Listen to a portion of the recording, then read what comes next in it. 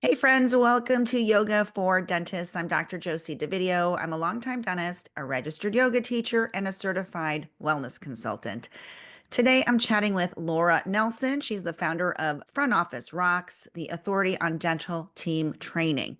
As a recognized authority in dental practice management, she is known for her innovative training solutions, and she's also co-founded Sober Life Rocks.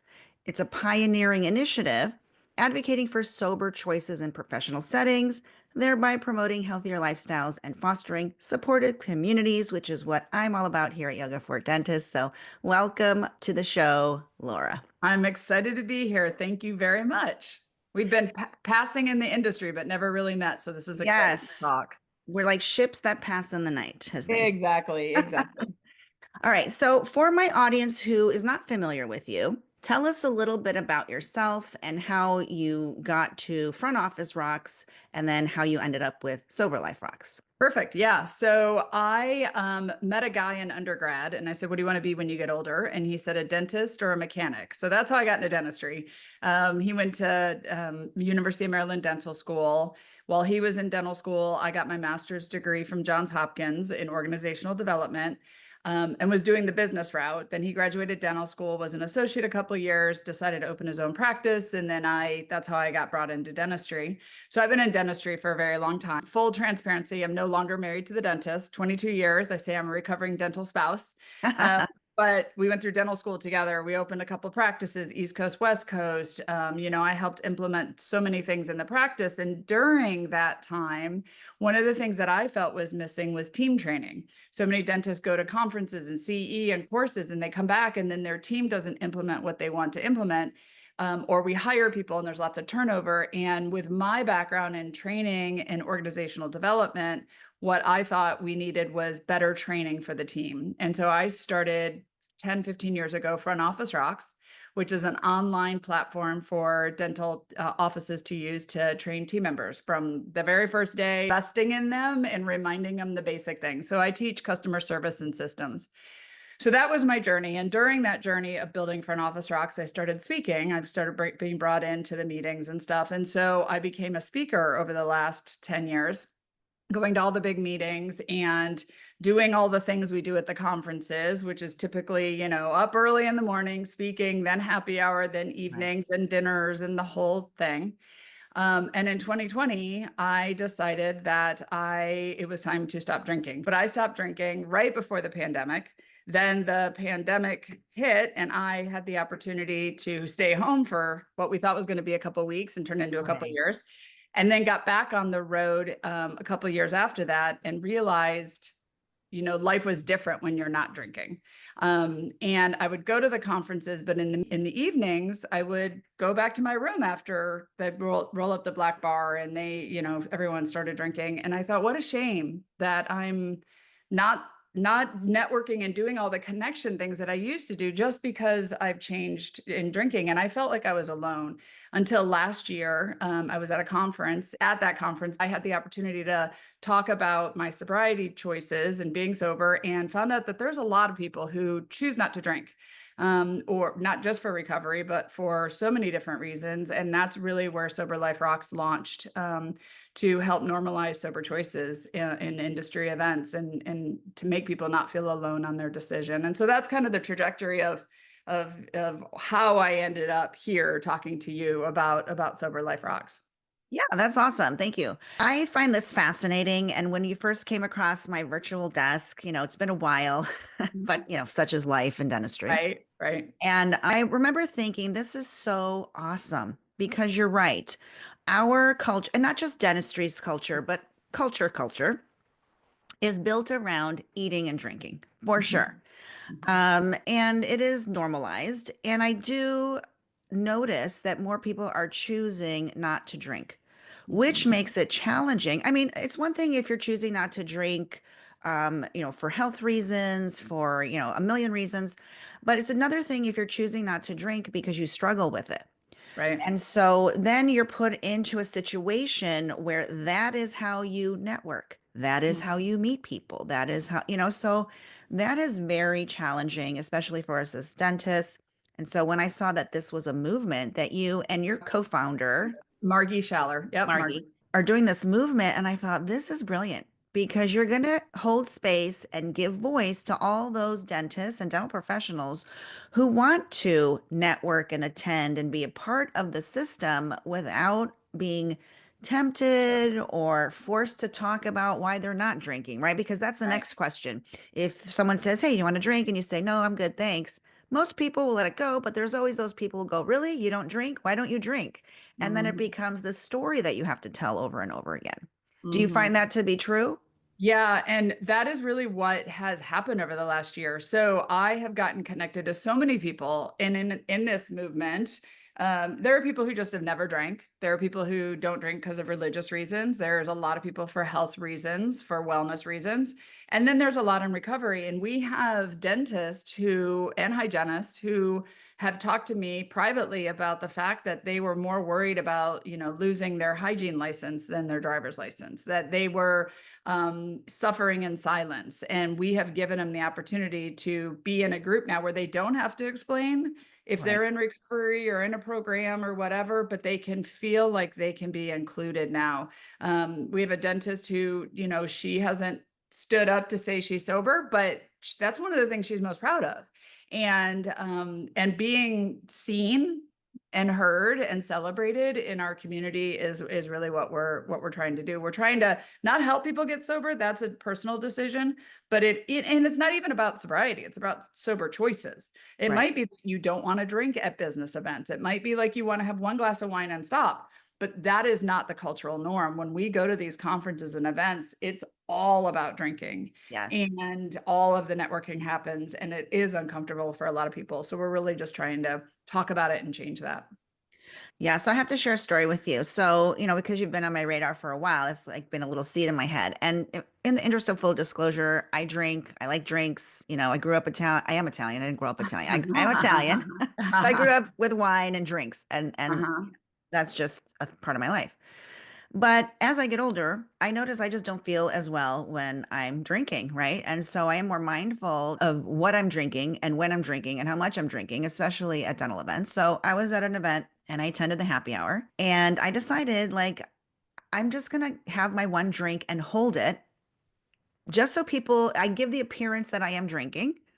Huh? So I don't have to have conversations about, no, I'm good, no, I don't want to, or why, or whatever.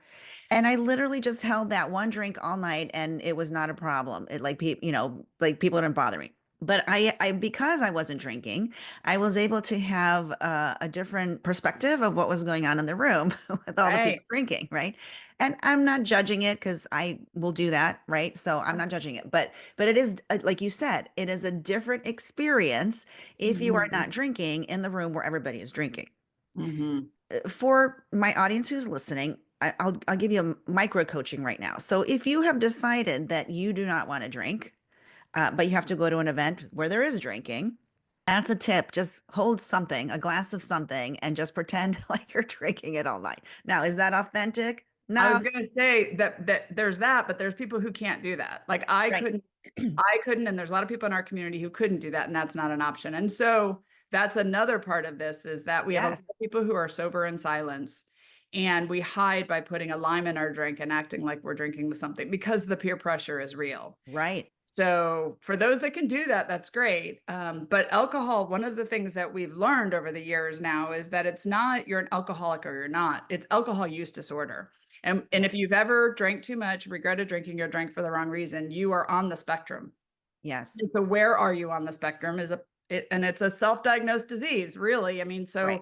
so being cognizant of that, Yeah. like I personally couldn't drink one. Now, that being said, I could drink a non-alcoholic drink. I could drink an alcohol-free beer or wine or something, and I love it because I'm drinking an adult drink that just doesn't have alcohol in it. Right. The problem is at our conferences, and this is part of the reason why I have my new thing, the book, is that there's not a lot of options for that. I Yes. can go to a restaurant in California and get a mocktail and get something that I want to drink that who says it has to have alcohol or not? I can still have a nice drink. Right. but we hide a lot of our drinking when we go to these events because there's not options and we don't want to deal with the pressure, right? Right. Yeah. And like you said, there's a spectrum. There are people who are toying with the idea. There are people Yep. who are struggling and don't want to, so there are, we're going to get to Laura's new passion project. But if you are at an event and you are wanting to explore this, you have to get to the point where you feel comfortable enough to either decide to not go to the event or go and show up in a certain way, have the mocktail, have the like default statement of what you're going to say when inevitably somebody asks you, right? And so, depending on where you are in the spectrum, I want people to recognize that there is something that they can do. Because sometimes some people, I guess, depending on where you struggle with this, think it's an all or none thing. Right. Which is why I'm so glad you're inviting me to come talk about this because so many people are talking about wellness right now. It's the big term, right? And that's great because we all should be working on so many different things and can be working on so many things. But if we're not addressing alcohol or addiction in the conversation, then we're missing the mark because many people, we numb feelings. We feel like you have to drink, like it's socially expected. For me, one of the reasons that I didn't get sober earlier is because I didn't think you could have fun without alcohol. I didn't Mhm. know anybody fun that didn't drink. I mean, that was so to see people and to know there's other people who you can look up to and say, well, if they can do it, I can do it. And that's really what this is about. I mean, having a discussion around there are other people in the room who are not drinking. I Right. guarantee you there are other people in the room doing what you did, doing what I did, who are not drinking, but we feel very alone. Brett Kessler, who's the ADA president this year, was on our podcast recently, and he said it perfectly. The idea behind Sober Life Rocks is connecting people who want to be part of this movement. Because if I know there's one other person in the room not drinking, I'm no longer alone. Right. And it can be a really lonely space when you decide not to drink for whatever reason. But knowing somebody else is in there also not drinking now makes you feel like you're not, a party of one. Right. Mhm. So let's talk about Sober Life Rocks. So, what is its mission? How does it show up? Like, are you at events? Are you like, do you have a secret Yep. handshake? Like, what is this? What does it look like? All right. So what it is it's a community, which we are still building what it is, because right now there are so many groups and meetings and online and all of that kind of stuff. So for Sober Life Rocks specifically, for $9 a month to join the community, to get connected in the community, get daily emails talking about life after choosing sobriety or sober choices, just the idea of living life and celebrating it. We have a community now that goes to dental meetings. The issue is we don't have a big enough community. And so that's part of the reason that we're spreading the word and getting more people involved, because our idea was nobody would show up to a meeting alone, meaning there would be other people in our community. Whenever you go to Yankee, Midwinter, whatever, that there'll be other people in the community to walk in with, because it is true. Networking is hard. It is the connection, the way we use connection is alcohol. It's the currency of connection. And so we want people to walk in not feeling alone. We don't have a secret handshake or anything like that, but we do have a puzzle piece. That's our logo. And the puzzle piece, we do have pins for members who can throw it on their backpack, throw it on their jacket, throw it on their dresses, as just a way to be like, oh, you're also a member of Sober Life Rocks. Now, you don't have to be sober to be a member of Sober Life Rocks. You can be sober-ish, sober curious, or what we've coined sober wingman, which would be like you. You're a sober wingman, meaning you drink, but you also know if I was there and I was like, I need some air, you would walk out with me and get some air because maybe I'm feeling the pressure of the bar or something. Right. So that's the community. We have a group that we're building on LinkedIn. So for free, just come find us on LinkedIn. I didn't know this, but LinkedIn has groups just like Facebook has groups. And we want to build the largest professional group on LinkedIn around sober choices. And so Sober Life Rocks is what it's called. Join us there. But that is really what I envision one day is be in every industry and at every conference, and that people in the community show up and know each other as they arrive so that people don't feel alone, because the pressure is real from getting in the airport, getting on the planes, going to the hotels, showing up and everybody's standing around the bar, going to the evening events. And if we can build a large enough community where we just feel connection before you walk in, is really ultimately the dream that I have. We'll see where it goes. That's what I'm Yeah. hoping for. I think for sure. I think, more and more, maybe this is just me because of what I do in the wellness space, but more and more I'm seeing the normalization of sobriety and sober choices, if you will. Drinking is the new smoking. Yeah, it's been for a Mhm. long time. It's just that people now are becoming more mindful of taking care of themselves and having longevity. Mhm. So, how do you notice the attitudes towards sobriety shifting? Is it shifting? And especially in professional spaces? Yep, it is. It's funny you bring that up. So a year ago, I was at Dental Entrepreneur Woman. That is where this launched. I was on a panel, and it was Mind, Body, Spirit panel, which is very ironic because I usually talk about business and systems, and so for me to be on Mind, Body, Spirit, I'm like, okay. But it was because of my choice to of sobriety, and so in that, that's when I talked about how many people in here, when I said from the panel, how many people in here consider themselves sober, soberish, sober curious? And like 20% of the room raised their hand, but kind of hidden, looking around, and nobody knew of each other. These are professional women in our space in dental who didn't know of each other. And the meeting planner, bless her heart, only had beer and wine at the event. She didn't even think to have other options. She's changed it since then, but that was the day we had the aha, like we needed to do something. This year, a year later from the day we had that meeting, we walked in. There was no, that usually there's mimosas at the front. There's no mimosas at the front. Not to take it away, but we don't necessarily need to start our first meeting at 9 in the morning with Right. mimosas. Yeah. We showed up to the events in the evening. There were options. There was sparkling water. There was a mocktail. There were options. There were women who were saying, I'm not drinking tonight. And other women saying, okay, great. That's awesome. And there were women who got sloshed. And that's great too, right? And the next morning, I actually had somebody who came to me who said, I didn't drink last night because you told me it was like my movement told her it was okay. I didn't know the woman, and I'm grateful, but she got the permission not to drink because we feel the pressure to drink. And Right. that's it. My goal is to hope that nobody cares what's in your cup. Do you want a wine? No, thank you. Okay, Right. great. What can I get you? And move on. Just like I don't care that you are drinking a wine. It shouldn't matter, right? I kind of equate it to smoking, like you're talking about. The other thing is vegans and vegetarians. When we go to Mhm. these conferences, before 10 years ago, there was a special table in the back and you had to go find your meal to bring it to the table. Now you're served with everyone else. That is what I'm envisioning with Sober Life Rocks, is to move it so that when is there any dietary preferences? Yes, I don't drink alcohol. I mean, it's a dietary thing, right? So Right. really kind of evolving to that level. That's awesome. It also strikes me that that should just be a thing already. Mhm. But you're right. It's like a lot of events, it's like they pay attention to what alcoholic beverage to have and water and coffee, but Yep. there are no other options, which Yep. just ironic. Yep. It makes me think of when I first started Front Office Rocks. I went to a conference and we checked in, and there was a place to check in for dentist, hygienist, assistants, and then other. Front office people were considered other at that point. Now, this is 15, 20 years ago. Now we finally have a respect for our dental teams. The Right. front office team matters. They're the first and last impression. That's the same as this. It's just that we haven't brought light to the fact that there haven't been good options. And if we don't have enough people coming together saying, yeah, I would love to have better options, I might not drink that extra glass of wine, or I might not drink tonight if there were better options, but we just need to change the narrative around it.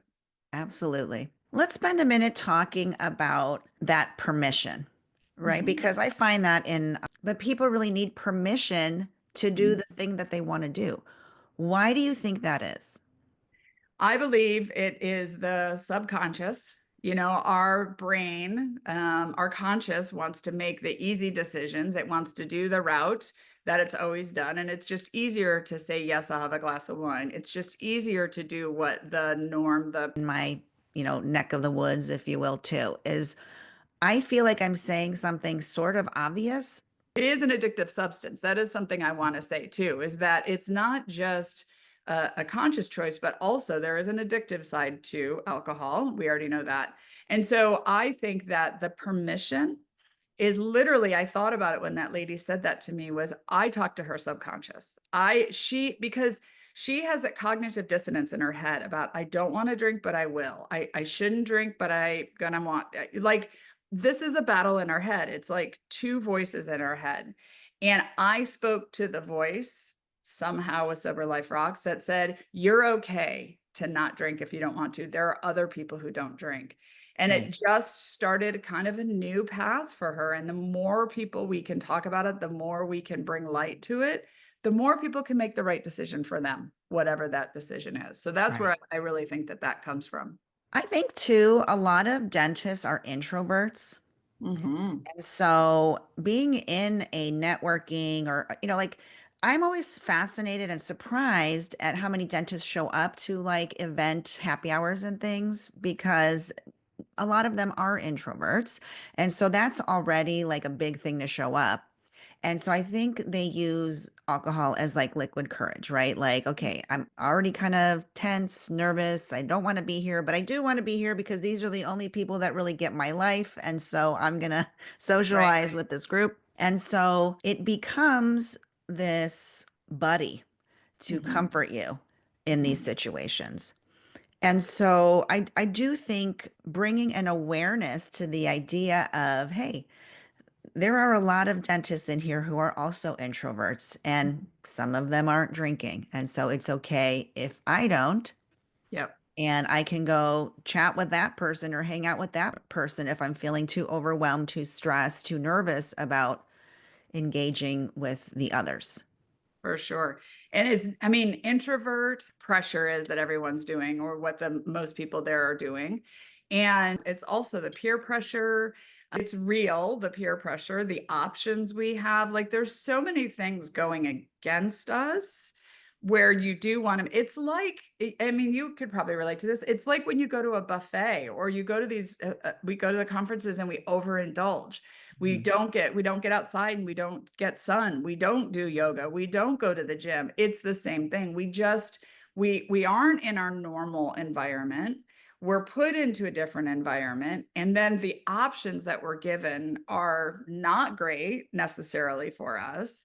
And then nerves and personality styles and all of that. It's kind of, we're really setting ourselves up or being set up to not walk away. I like to say, like, we come to these things to fill ourselves up, but many times we're just failing, or we're being failed. We're going home, we're exhausted, we're tired, we're not getting what it is that we came for. And I think we can definitely change it. But it's more than a lot of meeting planners. What they do is they throw more alcohol at it. Like, how can Right. we do more? How can we give more alcohol and more happy hours? And that's not necessarily the solution for the problem.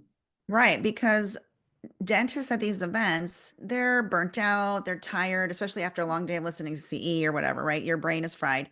So we want to naturally just follow the path of least resistance, right? And Exactly. so if the bar just has this and this, I'll just take that. It takes a certain level of courage, if you will, to say, like, hey, do you have any non-alcoholic Right. drinks? It sounds silly to say it out loud, but that's really what's happening. Uh-huh. Like it's the path of least resistance. And so, what I really love about Sober Life Rocks is that you are creating the awareness to give people options so they don't have to meet this resistance, right? So, really, you're advocating for people in this way. Exactly. So tell me about the event planning portion of this, because I know you have a book and I want to Yes, I hear about have that. it here. A little plug behind me of my book. So this just came Yes. out last week. And it's the Inclusive Event Planner is the name of the book. And the reason that I wrote the book is because it's not as easy as having mocktails. There's a kind of a few things that have to happen for this perfect world that I'm envisioning one day to happen. And one is that we need more people who are standing up saying, I would like sober choices, right? For whatever reason. The second thing, though, is next is to have better sober choices. A lot of our meeting planners, they make a mocktail, or they ask for a mocktail, and they put it in the hotel, or the conference center puts it in the kids corner, basically, with, like, you pour it and you put it in a kid's cup. I would drink if I had to have a choice between alcohol and that, right? And so I need better options, but there's more to it than that. You were just talking about it, like being an introvert. Studies show alcohol only helps you for 20 to 30 minutes. And then after that, it actually is a negative thing. And Mhm. so, alcohol, even though we believe it is our friend and a crutch, it's really not serving us because the idea for being there and using alcohol is connection. And the more we drink, the less connection we have. What we need to do is we need to change our meetings so that we get connection from when we walk in, that we show up connected. Like we talked about in the beginning, Right. I would love people to show up and know other people. Have networking in the morning over coffee. What a crazy thought, right? Like, Right. let's get people to network first. Have networking options of things people can do because if we are introverted, and even if you're not introverted, I like to say it's like, remember when you went to your first middle school dance? And if you didn't go with your friends, you walked into that big gymnasium and you had that knot in your stomach and you're trying to find your people because over Right. here were the popular kids, over here were the nerds, here was the it's the same thing when we walk into these networking events. It doesn't matter who you are. If you're not with your people, it's awkward. Then when you're with people and somebody new comes in, it's awkward to walk up to a group of people. So find ways to make connection easy, right? And I write a lot about that in my book. And then in the evening, the programming of a lot of these conferences are standing around the bar. We stand around the bar, we roll up the black Right. bars, we drink. Well, that's not great for people who don't. First of all, give us some other reason to come, right? Right. Because so have events that people want to go, karaoke, a comedian, games, trivia pursuit, something that is the thing we are there for that helps for the connection and have the bar, but just have it be separate, have better options for the alcohol or alcohol free and have the space be one that, maybe you have the DJ who's playing the loud music and then have overflow area on the outside of the room where people can talk and be part of it, but not in the thick of the loud party, right? Like there's Yeah. so many things. And when you do all of that and you have better options where, like you said, I don't have to walk up to a loud bartender and say, "Do you have anything non-alcoholic?" Like that's Right. awkward and hard to say. Have it be on a sign where you can point to a drink. Have better non-alcoholic options on the bar, zero proof options where I can point to something. Where then Right. that way it doesn't spotlight I'm not drinking, pour it in the same glass you're drinking, and let me just be me Right. while we're at this event. So I wrote the book because I understand it's more than just mocktails. A lot of people say, I don't like mocktails. I don't actually love mocktails. I didn't drink cocktails when I drank, right? But we do need better options. And that's really the idea behind the reason I wrote the book. Yeah, it's awesome because you're really bringing in awareness. Even just in our conversation, shed light on a lot of things for me just from your experience and your perspective. So I applaud you for this mission, and I want Thank to you. support you in whatever way that I can. So I'm going to join the LinkedIn group for sure. For sure. I'd love that. I know that you have a group on Facebook as well. Sober Life Rocks is on Instagram. Yep. Where's the book available? The inclusive event planner, I have a website, a landing page where you can go right there and download the book for free. Oh, So if you're going to a conference or you know anyone, and it doesn't even have to be conference, it could be HR professionals. You could even do it for your holiday events or your after hours with your team, right? It's about thinking about all the things that I just mentioned. So you can download it for free, or there's a link to buy it on Amazon right on that website. okay, awesome. All right, so for free on your website, and we'll Mhm. put the link to the website in the description of this episode, or you can purchase a hard copy Yep. on Amazon. Yep. And there's a link right on the website to take you to Amazon if you want the hard copy. Okay, awesome. I love it. All right, so any other bits of wisdom that you want to share with the audience before we sign off? I think just for if you're listening to this and you're at all struggling, have you ever thought, do I drink too much? Do I have a problem? Do I not? Or here I did it again. I drank too much or whatever. Just to know that shame is not going to be your friend. Just to understand that you're not alone. There are lots of people who've been in your space. There's somebody else who woke up this morning feeling the same way you did or questioning what you're questioning. And for me, it's get connected to the right community. For some people, you don't have to quit drinking. I mean, I made the decision to. There was just so much energy around how much to drink and when. It just was easier for me to stop.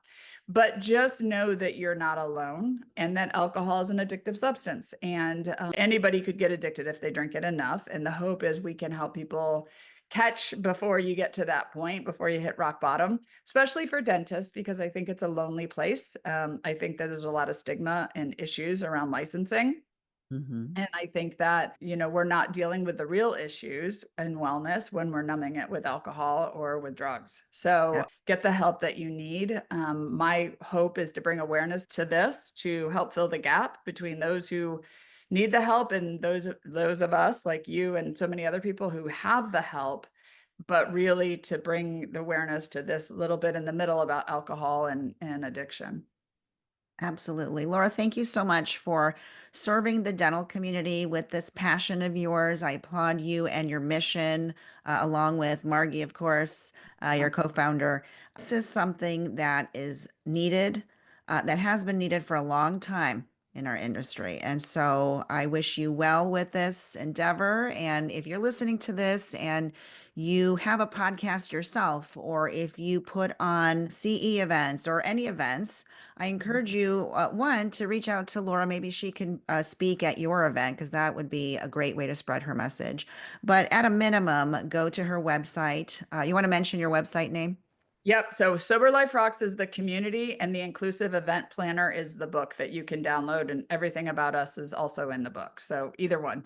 And then join us on LinkedIn. My goal is to get to, if we get to 500 people in this community, we'll be the biggest one on LinkedIn, and that's where professionals hang out. So please come join us in this. Look for groups and get connected in our group. Absolutely.